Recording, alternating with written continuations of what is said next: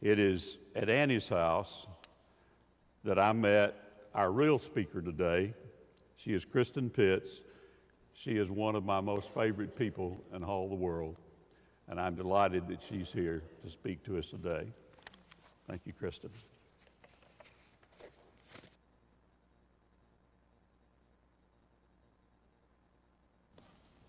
Good morning. Frank, thank you for such a sweet introduction. With it being Foundation Sunday, let me begin first by saying thank you for the generosity of the First Baptist Foundation.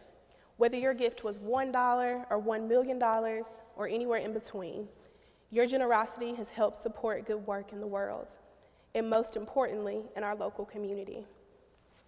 I have had the privilege of serving with two organizations that have been beneficiaries of the foundation, Mere Christianity Forum and Annie's House by Sustaining Way. My time with both organizations has both informed and transformed me in so many ways, so thank you. On Thursday, when Black History Month began, I was reminded that this year is the 50th anniversary of the death of Dr. Martin Luther King Jr. Since his I Have a Dream speech, we have made progress, but we still have a long way until the dream he envisioned comes to pass in its entirety. In the speech, Dr. King said, "There are those who will ask, when will you be satisfied?"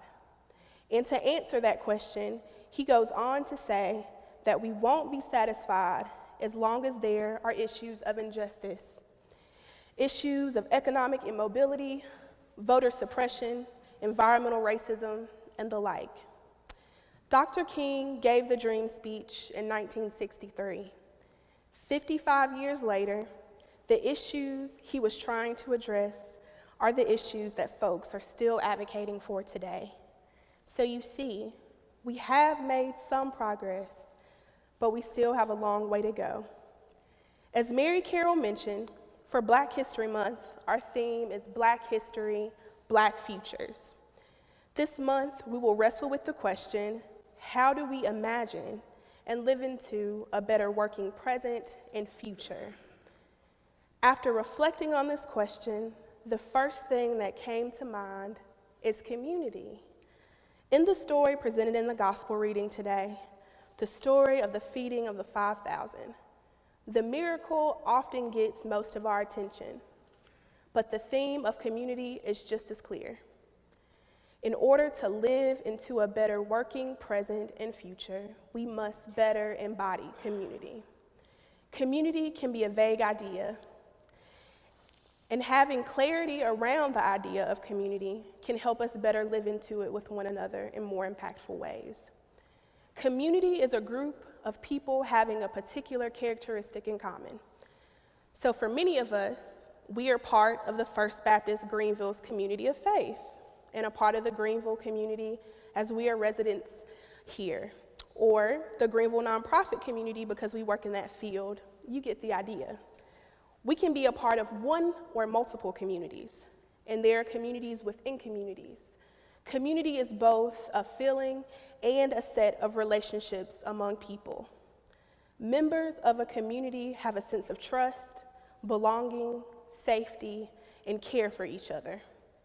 But with communities being made up by people, we know that where there are people, there's room for human error. So a fundamental tenet that needs to be present in any community is forgiveness, because we are bound to hurt one another.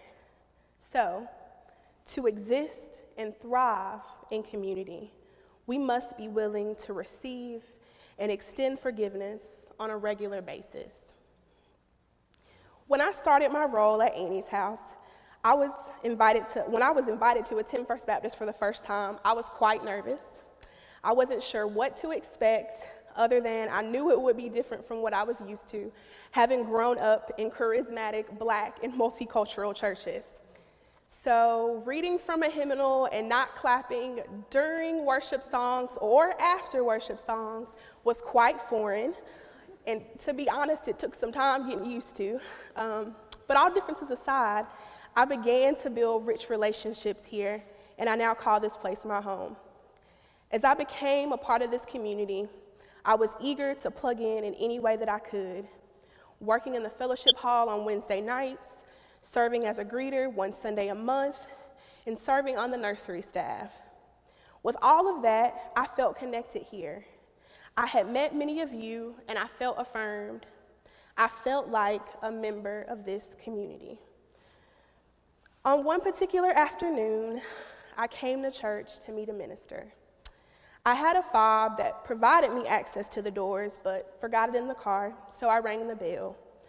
Over the intercom, while looking through the glass door, a person said, "We don't provide direct services.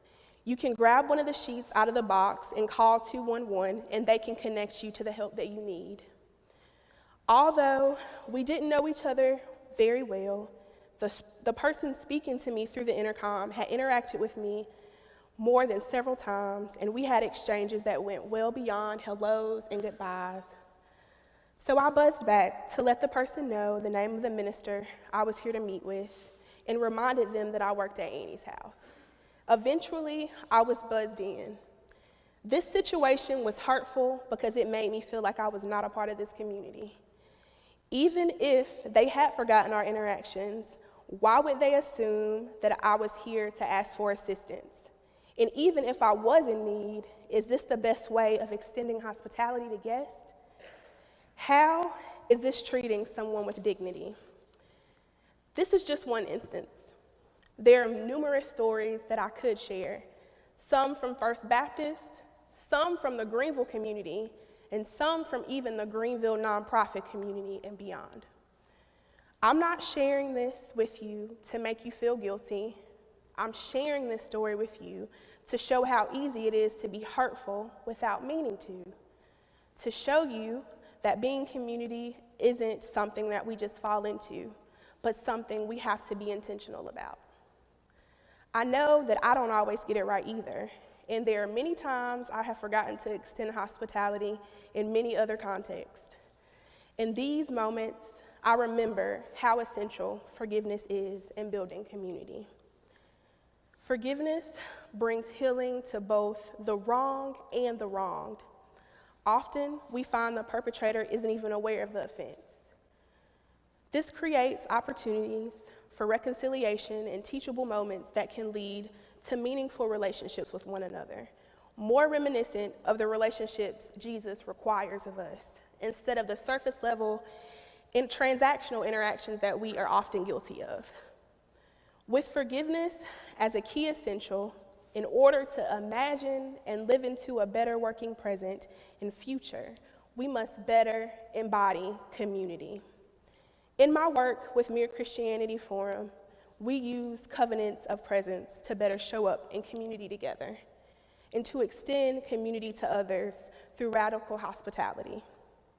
I would like to share 4 of these covenants with you, and they read: 1, give and receive welcome, for people learn best in hospitable spaces. In community, we best support each other's learning by giving and receiving hospitality. 2, remember we are all created in the image of God, and we come as equals. We don't have the same gifts, limits, or experiences, but no one person's gifts, limits, or experiences are more or less important than another's. 3, welcome discomfort and dislocation, in the midst of new and uncomfortable places, in the company of strangers. Move against an instinct to construct a mental space of safety or check out. See in what causes unease another world to be discovered. 4, when the going gets rough, turn to wonder. Turn from reactions and judgment to wonder and compassionate inquiry. Ask yourself, I wonder why they feel or think this way, or I wonder what my reaction teaches me about myself.